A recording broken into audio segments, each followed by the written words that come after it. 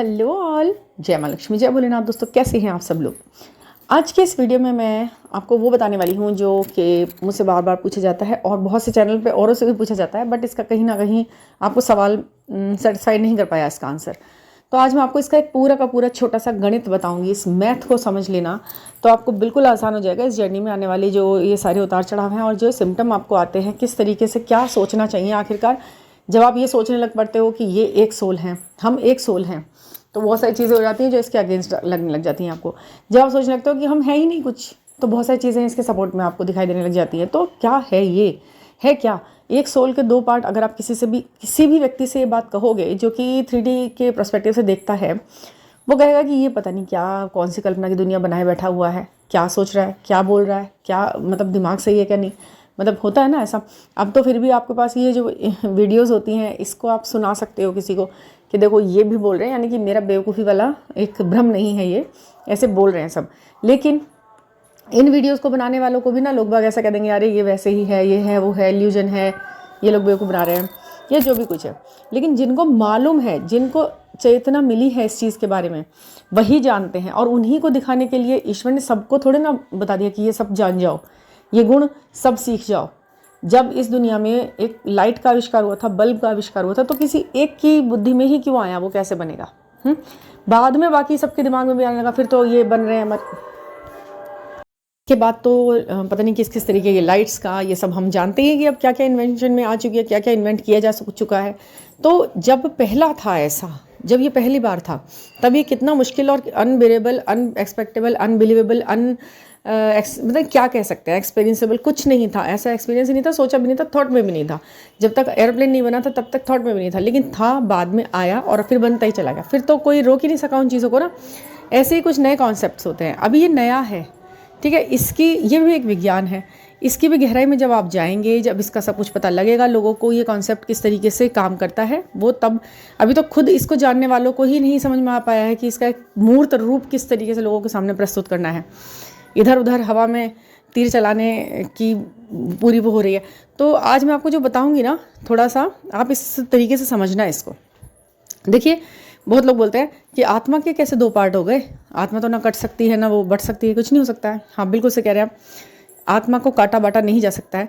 लेकिन अगर आप उस तरीके से सोच रहे हैं तो फिर तो हमारा जो माइथोलॉजी कहता है, हमारा जो शास्त्र कहता है, जो हमारा एक पहले से प्रचलित है, वो क्या है, हम सभी एक सोल हैं, सुप्रीम सोल के हम पार्ट हैं, ठीक है, परमात्मा के हम आत्माएं हैं, छोटी छोटी।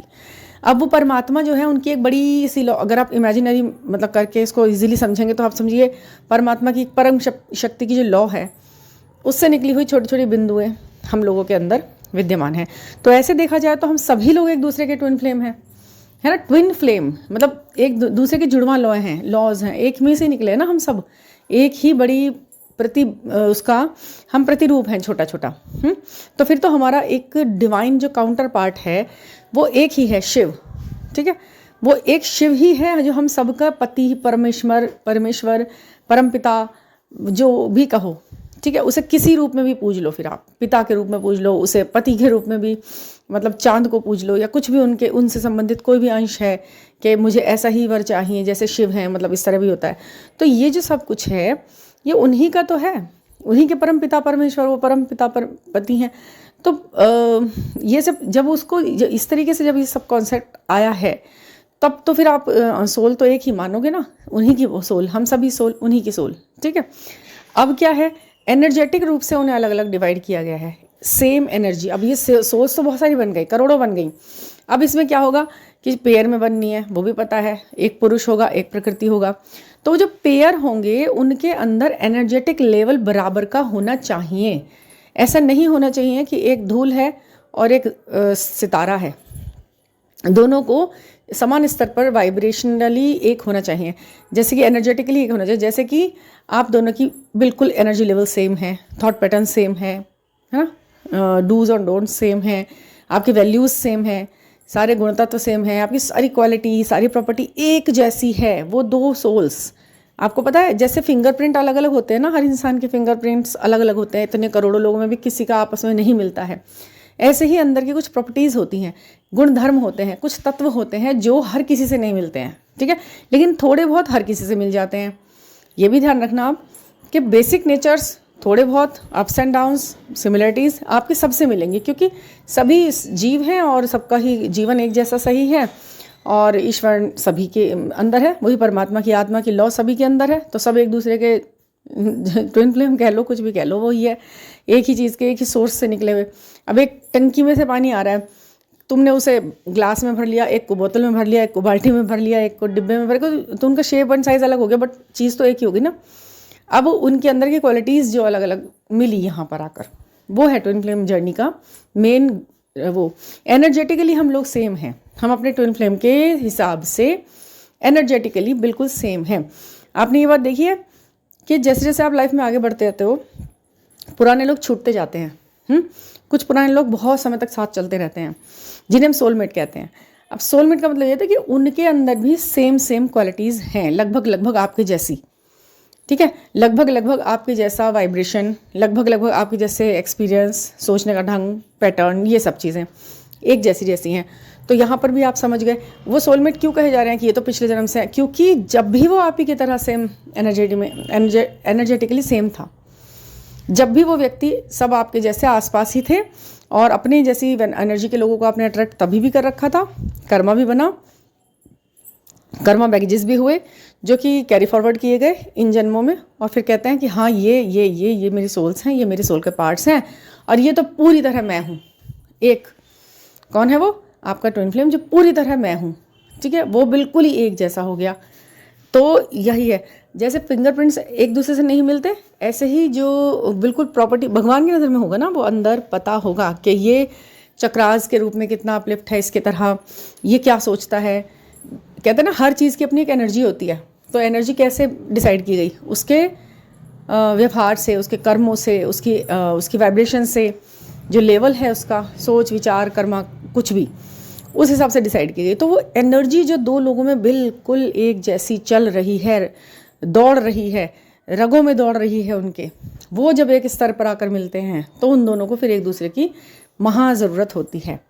और हाँ, ये चक्रास से भी एक दूसरे के कनेक्ट होते हैं पूरी तरह, क्योंकि वो बिल्कुल ही एक ही उस तरीके के होते हैं, एक ही मतलब क्या कहा जा सकता है, सोल का भी अगर वो नहीं करोगे ना तो आप एनर्जी को भी करो। एनर्जी के रूप में भी यदि ईश्वर ने हमें नीचे भेजा हुआ है तो वो भी सेम एक ही करंट है, तो उसे ही एनर्जी का, हमारी एनर्जी का दूसरा पार्ट कहा जाता है। और सोल में ट्विन फ्लेम, वो फ्लेम क्या है? ईंधन, ऊर्जा है ना, उस फ्लेम से ही तो चीज़ें क्रिएट की जा रही हैं, चीज़ें बन रही हैं। तो उसको भी अगर आप गहराई से देखेंगे तो वो भी फ्लेम ही है। फ्लेम यानी हमारी एनर्जी। तो ये मैं इसलिए बता रही हूँ, कुछ लोगों को ये पूछना होता है बार बार कि आत्मा के तो दो पार्ट नहीं हो सकते, तो मैं बताती हूँ कि आत्मा के देखा किसने आत्मा को? आत्मा किस रूप में है? एनर्जी रूप में है ना, तो एनर्जी ही तो दो जगहों के साथ एक जैसी बट गई है, उसे तो खींचना है आपने। तो ऐसा अगर ऐसा होता कि भाई वो बिल्कुल ही करेगा तो फिर इतने लोगों का ज़िंदगी में आना ही नहीं होता, उसके अलावा आपको गलतफहमियाँ ही नहीं होती। कभी आप ट्विन फ्लेम को अपना मान रहे हो, कभी आप सोलमेट को अपना मान रहे हो, कभी कार्मिक को ही इतना प्यार कर दे रहे हो, कभी किसी को कभी किसी को। तो क्यों हो रहा है? वो एनर्जी आपकी नहीं मतलब ढूंढ रही है उस एनर्जी को, समझ रहे हैं? उस एनर्जी कह लो, चाहे उसे सोल कह लो, चाहे उसे ट्विन फ्लेम कह लो, चाहे उसे अपना ही एक पार्ट, एनर्जेटिक पार्ट कह लो। पृथ्वी और पुरुष का एक सही संयोग, भाई ये वाले दो वायर एक साथ लगेंगे तो ये बल्ब जलेगा। तो वो जो दो वायर एक साथ लगेंगे वो आप हैं, वो शक्ति, वो माइनस प्लस आप हैं, जो कि आपका ट्विन फ्लेम कहा जा रहा है और आपको समझ में आ रहा है। और ईश्वर को वो दो वायर एक साथ मिलाने ही हैं अगर उन्हें ये बल्ब जलाना है। समझ रहे हैं आप?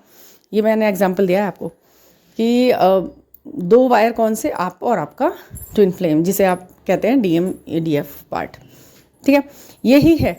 तभी तो अब जब उसकी नहीं मिल रही होती एनर्जी आपसे उतनी ज़्यादा। अच्छा, ये क्या होता है? ये मैंने जैसे बताया था कि अलग अलग डेट ऑफ बर्थ और ये सब कुछ संपूरक लेकर आते हैं एक दूसरे का, बिल्कुल कंप्लीट करने के लिए आते हैं। जो नंबर न्यूमेरिक आपकी मिसिंग है वो उसकी में है, मतलब ये कंप्लीट करने के लिए होता है कि भाई ये इसको पूरा करेगा, ऐसे ऐसे करके माइनस प्लस बनाया ना, तो वो उसी में हुआ, वही हुआ, उसी व्यक्ति के साथ होगा सब कुछ, सारी चीज़ें उसके साथ मिल रही हैं आपकी। ये तो वो एक ही कोई सोल है, वो सोल कोई एक ही होती है नीचे जो आती है, समझ गए? अब वो मिलना ना मिलना, उनका प्यार करना ना करना, दूर रहना पास रहना, ये सब चीज़ें कर्मकांडों के ऊपर ही होती हमारे। उसका खुद का एनर्जी लेवल क्या है, उन्हें अपने आप को कितना अपलिफ्ट किया है, दुनिया में आकर क्या सीखा है उसने? बस उन्हें यही सीखा है कि सुबह उठो, जॉब पे जाओ, खाना बनाओ, खाना खाओ, सो जाओ, यही सीखा है उसने, उसे कुछ नहीं पता है। तो वो अभी नॉलेज के बेस पर आपसे नीचे हो रहा है। तो वैसे एनर्जेटिकली एक है, तो आप पहचान गए उसको, बस ये है। और जैसे जैसे ये एक्लिप्स आते हैं, पोर्टल्स आते हैं, न्यू मून, फुल मून आते हैं, बड़े बड़े दिन आते हैं, स्पेशल दिन, उसमें हम उम्मीद करते हैं कि अब कुछ हो सकता है, शायद अब कुछ हो सकता है। तो ये सब कुछ क्या है, ये वही ग्रह नक्षत्र, वही उन पर ये जो प्लानिटरी पोजीशन होती है ना, इनका इफेक्ट इन एनर्जीज पे कितना पड़ेगा वो अलग अलग होता है। लेकिन सबके लिए अब कलेक्टिव में हम किसी बात को कह दें, और उनके लेवल तो अलग अलग है, उनके एनर्जेटिक लेवल अलग अलग है, उनके थॉट पैटर्न बिल्कुल ही अलग अलग अभी हुए नहीं है, ऊपर नीचे हैं बहुत ज़्यादा। तो उन पर काम कैसे करेगी ये सारी थॉट्स, ये सारे जो हम कलेक्टिव में अगर बताने की कोशिश करते हैं तो कि ये 4-4 आ गया, अब तो सबके साथ ऐसा हो गया, सबके साथ कैसे हो जाएगा? सब एक से उस पर हैं कोई अभी प्लेन पर? कोई भी नहीं है अभी। खुद 2 ट्विन फ्लेम तो एक दूसरे के साथ है नहीं मिलते हुए, मैच करते हुए, तो सबके ऊपर कैसे हो जाएगा? हाँ, लेकिन एक मोटा मोटा एक वो किया जा सकता है कि भाई अब ऐसा हो रहा है, अगर तुमने इतना कर लिया है तो तुम्हें ये इस एग्ज़ाम को तुम क्लियर कर चुके, इस वाले एक लेवल को तुम पार करके निकल जाओगे आगे। बस अगर आया है वो पोर्टल और तब आपके साथ वो सब कुछ हुआ है, तो समझ लो कि हाँ, जितने भी ज़रूरत थी, रिक्वायरमेंट थी, काम आपने उतना किया, ईश्वर की नज़र में आप ओके हो, पास हो गए, अगली क्लास में चलो, समझ गए। और नहीं हुआ तो फिर वही, यानी कि वही हो रहा है, अभी प्रोसेस चल रहा है, डाउनलोडिंग चल रही है उनके अंदर या फिर आपके अंदर। तो ऐसे ही हो रहा है। अब कुछ लोगों को पूरा टाइम, पूरा जन्म लग जाता है इन चीज़ों को समझने और देखने में, इंतज़ार में निकल जाते हैं। तो इंतज़ार में तो रहना ही नहीं है आपको ना, वैसे भी इंतज़ार में रखता नहीं है ईश्वर, आपको तो बहुत सारे काम दिए रखता है कि भाई तू अब ये करते रहो, और वो अपने आप समझेगा तो आएगा, नहीं आएगा तो नहीं समझेगा, तो फिर अभी उसे सिखाते रहेंगे हम, परेशान मत हो। क्योंकि ये एनर्जी की यात्रा है, सोल की यात्रा है, शरीर की यात्रा नहीं है कि शरीर यही होगा तभी मिलोगे। शरीर कोई भी हो सकता है उस वक्त पर। तो बहुत ज़्यादा डिसअपॉइंट होने की ज़रूरत नहीं है। प्यार है, प्रेम है, सच्चा है, आत्मा से है, तो दिक्कत मत लो। ये आत्मा आप ही की होकर रहेगी, ये एनर्जी आपके साथ जुड़ेगी तभी वो बल्ब जलेगा, इस वरना तो अगर नहीं मिलेगी तो नहीं जलेगा। और इसको भी प्रॉब्लम है उस बात से, दूसरी वाली को। ऐसा नहीं कि आप ही परेशान होते रहो, ठीक है। कोई पर्सनल रीडिंग लेनी हो कि भाई मैं किसी को मानने जा रही हूँ, क्या पता ये ना हो, ये अगर पूछना है कि क्या पता ये नहीं हो, तो उसे पूरे खुले मन से पूछो, खुले दिमाग से पूछो, एकदम बिल्कुल फ्रैंक होकर बात करो कि भाई मैं ये मानती हूँ, पता नहीं ये है क्या, आप पूछ सकते हैं। और मैं आपको बिल्कुल ऑथेंटिक जानकारी दूंगी इस बारे में, ताकि आपको आगे के लिए भी कोई दिक्कत नहीं होगी। लाइफ में और भी बहुत सारे पहलू हैं, उन सब के लिए क्लैरिटी मिल जाएगी आपको, ठीक है। तो ये मेरा नंबर 9410671874 पर मुझे व्हाट्सएप कर सकते हैं आप, और अपनी प्रॉब्लम, अपने डेट ऑफ बर्थ और अपने पिक्स के साथ शेयर कर सकते हैं। उसके ऊपर मैं फिर आपको सब चीज़ें प्रोवाइड कराती हूँ, ठीक है। Thank you for listening.